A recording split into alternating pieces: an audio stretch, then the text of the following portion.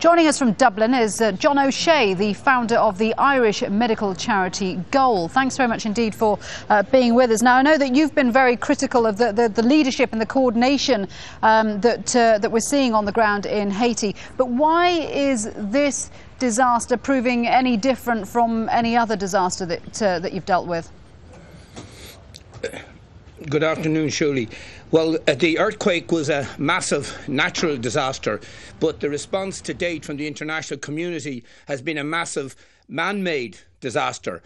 We haven't any political obstacle here. This isn't Darfur, where China has said no to the deployment of international troops. It isn't Burma, where China said no to the deployment of anybody. We were all locked out. Here, you can come in. So it's only purely a logistical effort to be made. But unfortunately, 8 days into this tragedy, we still haven't sorted out the twin problems of access and security. And until they're sorted out and resolved, the massive, the prodigious aid programme that needs to be put into place to look after and feed over 2 million people will not get going. And even when it gets going, unless law and order is maintained and unless the avenues for getting in supplies are rendered to be appropriate, then we're looking at suffering on a gigantic scale continuing. But surely the United Nations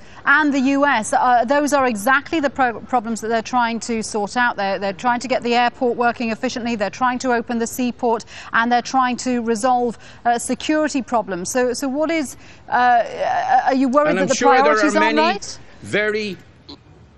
Yes, I'm sure, Shuli, there are many very fine people involved in all of those groups that you mentioned, very committed human beings. But even a 5-year-old could tell you that there should be somebody in charge.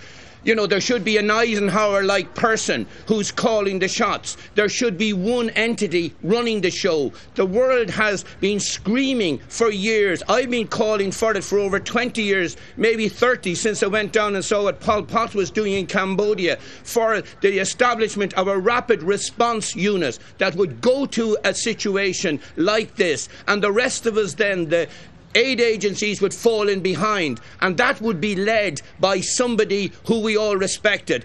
We haven't got that at the moment, so it's left to an ad hoc situation. You mentioned the United Nations. Is the United Nations taking total control? No, they're not. Is the US military taking total control? No, they're not.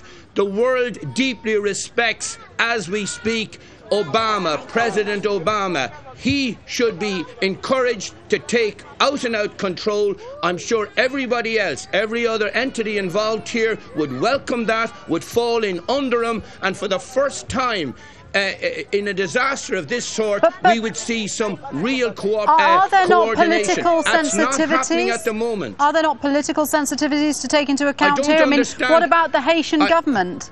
I'm sorry. I'm only a rank-and-file journalist and an aid worker. I don't understand words like political sensitivities when 2 million people are starving. It's time we consider the sovereignty of the human being as the single most important thing. Let's pretend it's a fire and somebody has to be rescued. We don't worry too much about getting permission. If we're the fire brigade people, we go in, we knock down all in front of us. Why? Because we care and we love the person who needs to be rescued.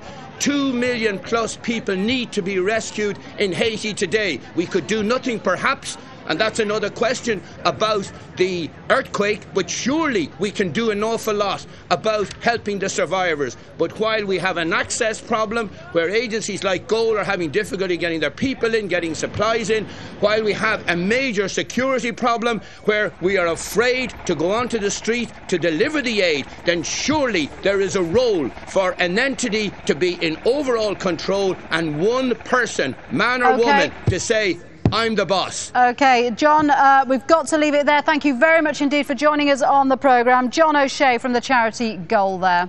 Pleasure, Shula.